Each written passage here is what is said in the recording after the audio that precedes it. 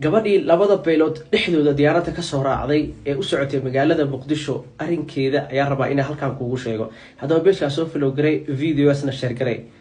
Gabadha waxay sheegtay inay ka soo baxday Caabud Waaq waxayna u socotay magaalada Muqdisho, laakiinse arrin la yaab leh ayaa ka dhacay diyaaradda dhexdeeda.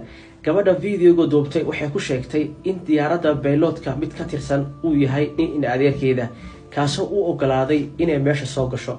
waxay kaloo gabadha hadalka ku dartay in meesha ay soo gashay iska daa qof shacabe aan loo ogoleen madaxweyne inay qaybtaas ee gudaha u soo gashay. sidoo kale hadalka waxay ku dartay in bayloodka uu yahay nin adeerkeeda midka kalena uu yahay nin Tanzanian ah. dadkii gabadha comment u soo qoraya waxay dhaheen in adeernimadii miyaa hawada nala gashay. sidoo kale markii halkaas sheekada marayso waxay sheegtay in bayloodka in la hadashid iska daayay labada baylood ama diyaaradaha labada duuliye kamid ah mid kamid inaysan sheegaysan karin marka qaarka aan la ogoleen.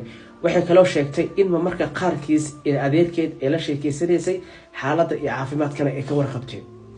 haddaba waxa ogaataa diyaaradda inay saarnaayeen dad lagu qiyaasay 60 ilaa 70 rakaab ah. haddaba bayloodkaas arrintaas sameeyay adiga maxaa oran lahayd ama maxaa ku xukumi lahayd? sidoo kale Soomaalidii waxay badanaa waxay u soo qorayeen intee dhulka laga tagay